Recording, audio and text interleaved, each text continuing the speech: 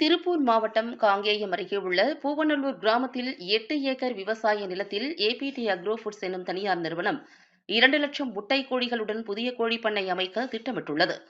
இதற்கு எதிராக உள்ளூர் விவசாயிகள் மற்றும் பொதுமக்கள் இன்று மாவட்ட ஆட்சியரிடம் மனு அளித்தனர்.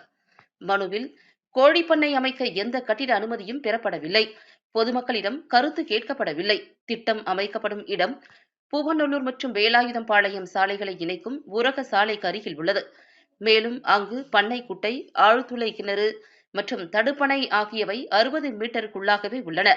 இந்த விவரங்களை மறைத்து நிர்வாக அனுமதி பெற்றுள்ளனர் என குற்றம் சாட்டப்பட்டுள்ளது. மேலும் பண்ணையால் வெளியேறும் கழிவுகள், ஈக்கள் மற்றும் இறந்த கோழிகள் போன்ற காரணங்களால் சுற்றுச்சூழலுக்கு தீங்கு ஏற்படும், நீர்நிலைகள் மாசுபடும், பொதுமக்களின் சுகாதாரம் கேள்விக்குறியாகும் எனவும், இதேபோன்று தாராபுரம் அருகே உள்ள சின்னக்கம்பாளையத்தில் ஏற்கனவே செயல்பட்டு வரும் ஒரு முட்டைக்கோழி பண்ணையால் பொதுமக்கள் தொடர்ந்து போராடி வருவதாகவும் விவசாயிகள் தெரிவித்தனர். மாவட்ட ஆட்சியர் கிறிஸ்துராஜ் மற்றும் செய்தித்துறை அமைச்சர் மு. சாமிநாதன் ஆகியோரிடம் அளிக்கப்பட்ட மனுவிற்கு உரிய நடவடிக்கை எடுக்கப்படும் என ஆட்சியர் உறுதியளித்திருந்த நிலையில், சில மணி நேரத்திலேயே ஆட்சியர் இடமாற்றம் செய்யப்பட்ட சம்பவம் விவசாயிகளை ஏமாற்றத்திற்குள்ளாக்கியதாக கூறுகின்றனர். பொதுமக்கள் ஒருங்கிணைப்பாளர் தனபால் பேட்டியில், நாங்கள் நிம்மதியாக வாழவே கோழிப்பண்ணைக்கு எதிராக போராடுகிறோம். நிரந்தரமாக இதை தடுத்து வைக்க வேண்டிய பொறுப்பான முடிவை அரசு எடுக்க வேண்டும் என்றார். என்னோட பேர் தனபால். நான் காங்கேயம் ஊராட்சிக்கு உட்பட்ட வீரம்பாளையம் பஞ்சாயத்துலேருந்து பேசுகிறேங்க.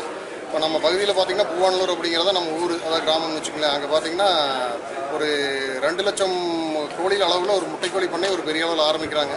அது ஆரம்பித்தாங்க அப்படின்னா ரொம்ப அதிகமான மக்களுக்கான சுகாதார சீர்கேடு ஏற்படும். அது இல்லாமல் பார்த்தீங்கன்னா எங்களோட பகுதியே பார்த்தீங்கன்னா முழுதாக கால்நடைகளோட வாழ்வை வச்சு தான் நாங்கள் வாழ்வாதாரம் பண்ணிட்டு இருக்கிறோம். கோழி பண்ணை வரும்போது ஈக்கள் தொல்லை ப்ளஸ் நோய் தொற்று இது எல்லாமே சேரும்போது கால்நடைகளுக்கும் பாதிப்பு ஏற்படும், பொதுமக்களுக்கும் ஏற்படுங்க. அப்படி நாங்கள் இது சம்மந்தமாக அந்த பண்ணை உரிமையாளர் கூட நாங்கள் கோரிக்கை வச்சு, அதாவது எங்களுக்கு இது தொந்தரவு வரும்னு சொன்னால் அப்புறம் அவர் அதை பெருசாக அதை ஒன்று கண்டுக்கல. பக்கத்துலேயே பார்த்தீங்கன்னா தோட்டம் ப்ளஸ் குடியிருப்பு பகுதி ஒரு 3 கிராமமே இருக்குதுன்னு வச்சுக்கலாம். இது எல்லாமே முழுசாக எங்களோட கால்நடை தான் நாங்கள் நம்பி இருக்கிறோம். கால்நடை இப்போ எங்களுக்கு பார்த்தீங்கன்னா ரொம்ப தண்ணி குறைவான பகுதி, அதனால் கால்நடை தான் எங்களோட வாழ்வாதாரமே. அதுக்கு ஒரு பிரச்சனை வரும், எங்களுக்கு சுகாதார சீர்கேடு ஏற்படும் போது நாங்கள் கண்டிப்பாக அந்த பகுதி விட்டு நாங்கள் வெளியே போகிற மாதிரி ஆகி போயிருங்க. அந்த பண்ணையும் பார்த்தீங்கன்னா ஏதோ சிறிய அளவில் இருந்தால் நாங்கள் ஒன்றும் பெருசாக கண்டுக்க மாட்டோம். 2 லட்சம் குஞ்சு அளவில் ஒரு 8 ஏக்கர் பரப்பளவில் பெரிய அளவில் போடுறாங்க.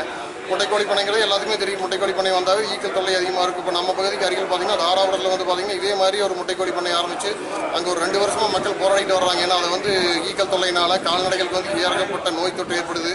அதை எதிர்த்து போராடிட்டு வர்றாங்க. ஆனால் அதனால் அவங்க நிறுத்த முடியல. நாங்கள் அதனால தான் சரி ஆரம்ப கட்டமாக ஒரு முன்னெச்சரிக்கை நடவடிக்கையாக இது கட்டுமான பணியிலிருந்தே தடை செய்யணும் அப்படிங்கிறக்காக நம்ம மாண்புமிகு அமைச்சரையும் கலெக்டர் அவர்களையும் சந்தித்து இன்றைக்கி மனு அளிச்சிருக்கிறோம். அதனால் இப்போ அவங்க கண்டிப்பாக எங்களுக்கு உரிய நடவடிக்கை எடுத்து இதை நிறுத்துறேன்னு சொல்லியிருக்காங்க.